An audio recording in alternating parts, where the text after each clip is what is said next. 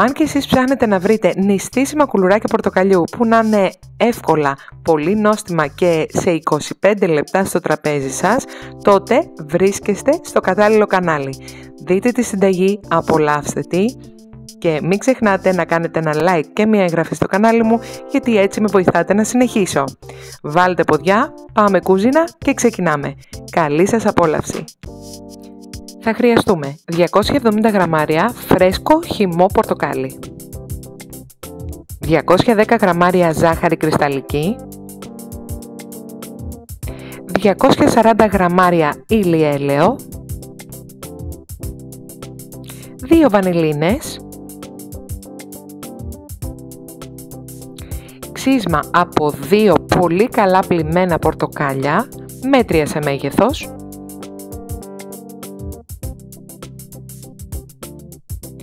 και τώρα ανακατεύουμε καλά με έναν αυγοδάρτη μέχρι να λιώσει η ζάχαρη.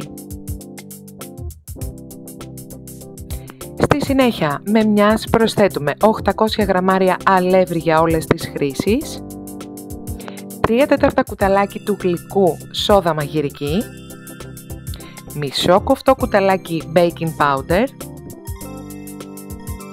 μία τσιμπιά αλάτι. Ανακατεύουμε λίγο το αλεύρι με τα υλικά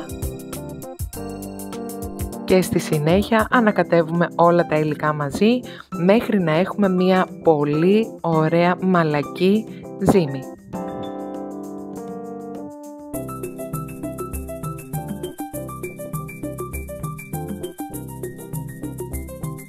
Η ζύμη, όπως βλέπετε, είναι μαλακή και χρειαζόμαστε μόνο μία σπάτουλα για να την ανακατέψουμε.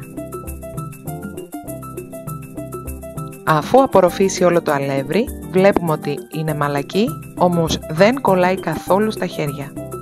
Αυτό είναι και το αποτέλεσμα που θέλουμε. Στο ταψάκι του φούρνου με μία λαδόκολλα, παίρνουμε 30 γραμμάρια ζύμης με τη βοήθεια ενός μικρού κουταλιού, πλάθουμε σε μπαλάκια και πατάμε με την παλάμη μας έτσι ώστε να γίνουν πλακουτσοτά. Συνεχίζουμε τη διαδικασία για όλα τα κουλουράκια, θα μας βγάλει περίπου 3 ταψιά των 20 και αν θέλετε για μένα ψήστε χωριστά το κάθε ταψί. Προσοχή, αφήστε κενό γιατί φουσκώνουν. Τώρα με ένα πιρούνι κάνουμε ένα σχέδιο αν θέλουμε από πάνω.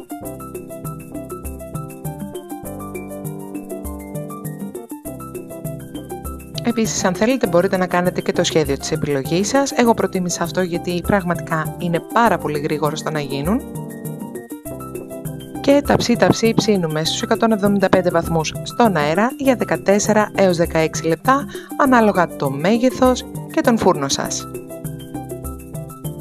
Τα κουλουράκια μας βγαίνουν από το φούρνο μοσχομυριστά και φυσικά με ένα τέλειο χρυσαφένιο χρώμα.